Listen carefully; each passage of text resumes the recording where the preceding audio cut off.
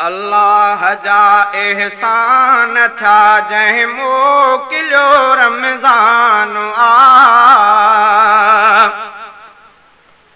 हिन महीने में मुहम्मद ते लथो क़ुरान आ। अल्लाह जा एहसान था जंहिं मोकिलियो रमज़ान आ। हिन महीने में मुहम्मद ते लथो क़ुरान आ। हिन महीने में मुहम्मद ते लथो क़ुरान आ। ओ हिन महीने में खुदा माफ़ियूं ॾिए थो आम जाम, पर हुजे कोई मुजाहिद जो खणे अॼु के नाम।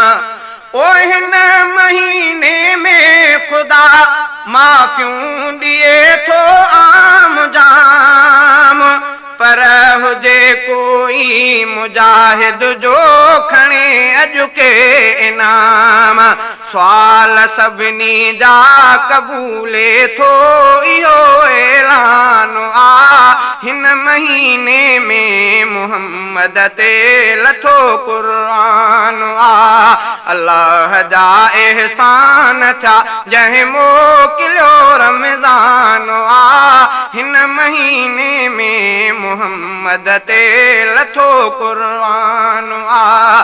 हिन महीने में मुहम्मद ते लथो क़ुरान आ। ओ हिन भलारे माह में मौला विराए थो रहमतूं,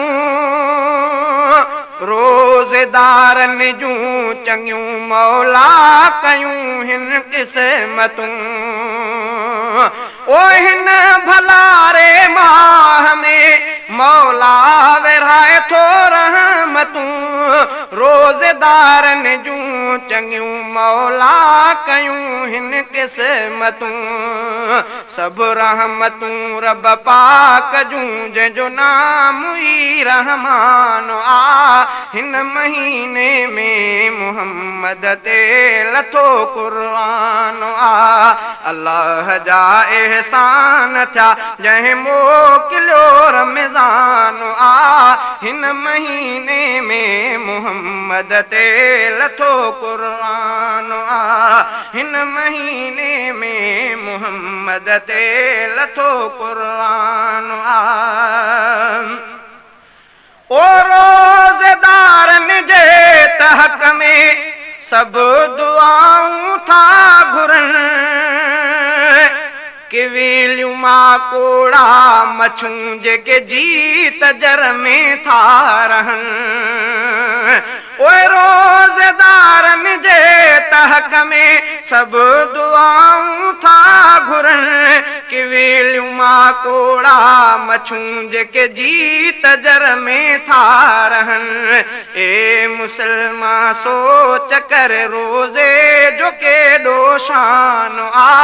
हिन महीने में मुहम्मद ते लथो क़ुरान आ। अल्लाह जा एहसान था जंहिं मोकिलियो रमज़ान आ। हिन महीने में मुहम्मद ते लथो क़ुरान आ। हिन महीने में मुहम्मद ते लथो क़ुरान आ।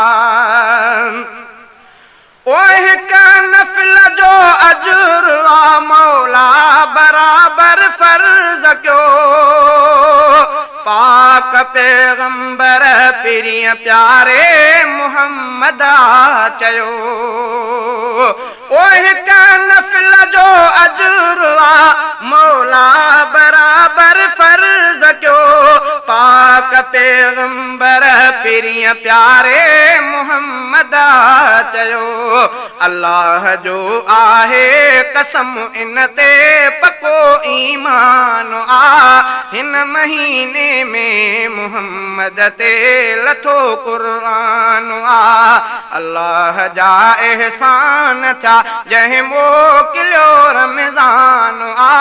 हिन महीने में मुहम्मद ते लथो क़ुरान आ। हिन महीने में मुहम्मद ते लथो क़ुरान आ।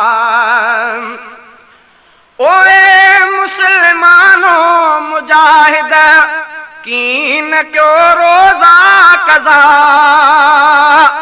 अल्लाह साईं आहे जंहिंजो पाण बदलो ऐं जज़ा।